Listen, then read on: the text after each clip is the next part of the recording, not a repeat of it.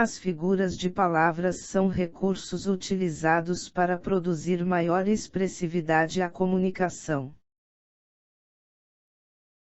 Metáfora. A metáfora é uma figura de linguagem que trabalha por meio da comparação implícita entre termos, de modo que transforma o sentido denotativo, sentido próprio ou literal, das palavras em conotativo, sentido figurado. Exemplo: minha vida é um mar de rosas. A expressão mar de rosas é utilizada para substituir o termo denotativo muito boa com o objetivo de expressar maior emoção. Metonímia. A metonímia é a figura de linguagem que substitui um termo pelo outro, e da mesma maneira que a metáfora estabelece uma relação de aproximação e contiguidade entre os termos, e podem ocorrer de diversas maneiras: parte pelo todo, causa pelo efeito, autor pela obra, inventor pelo invento, marca pelo produto, matéria pelo objeto, concreto pelo abstrato, singular pelo plural, gênero pela espécie, continente pelo conteúdo. Exemplo: essa semana li Machado.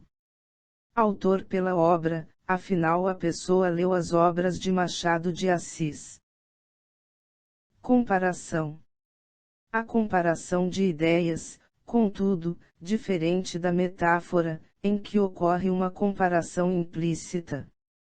Nesta, o termo comparativo, como, tal qual, tal como, assim, etc., aparece no enunciado, constituindo uma comparação explícita.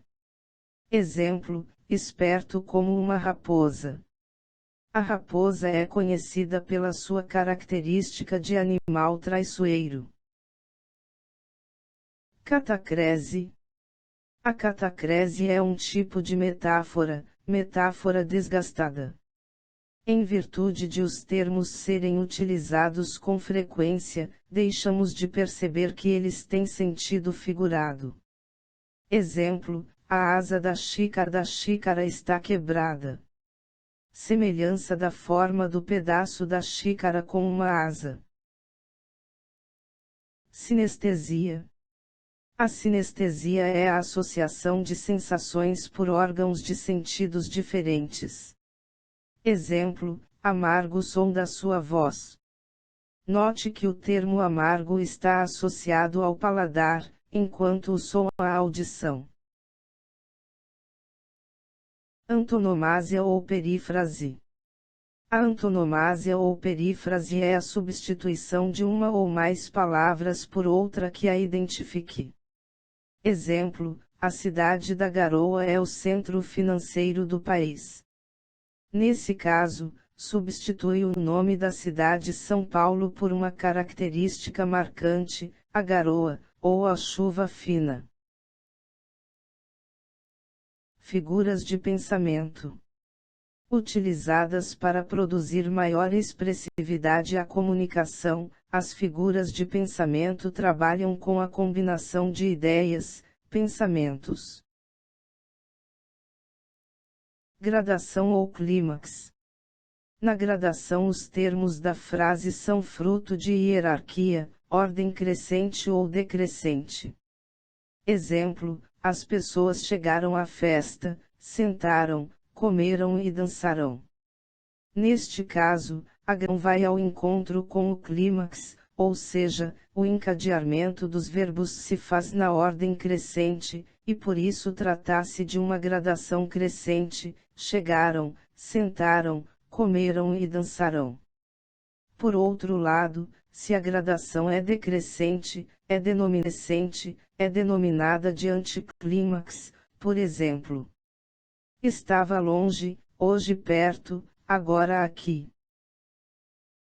Prosopopeia ou personalificação.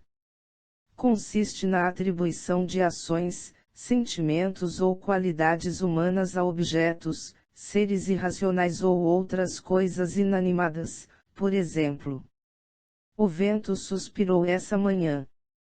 Nesse exemplo, Sabemos que o vento é algo inanimado que não suspira, sendo esta uma qualidade humana. Eufemismo.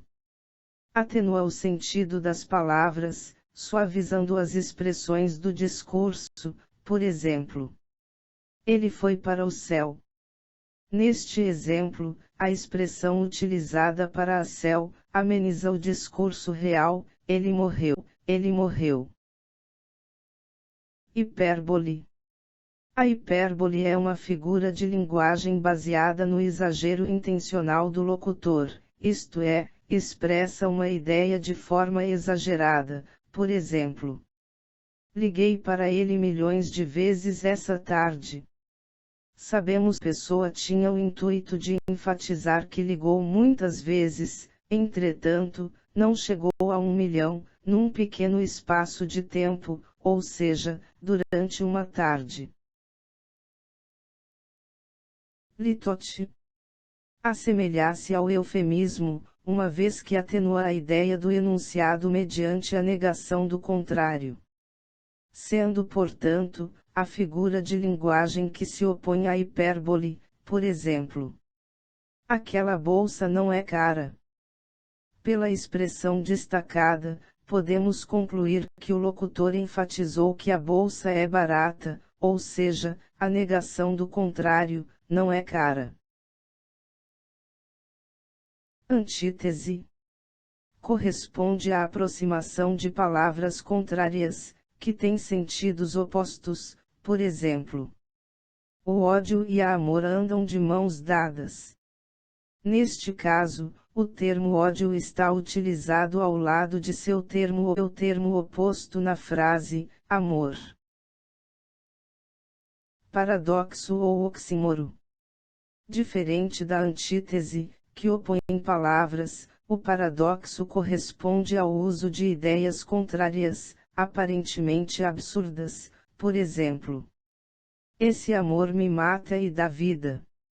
Neste caso, o mesmo amor traz alegrias, vida, e tristeza, mata, para a pessoa. Ironia.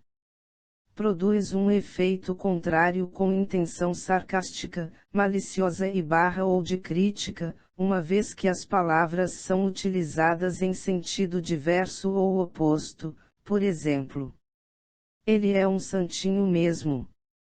Dentro do discurso dos falantes fica claro que a palavra santinho foi utilizada em sentido oposto, ou seja, não tem nada de santo, é malcriado. Apóstrofe.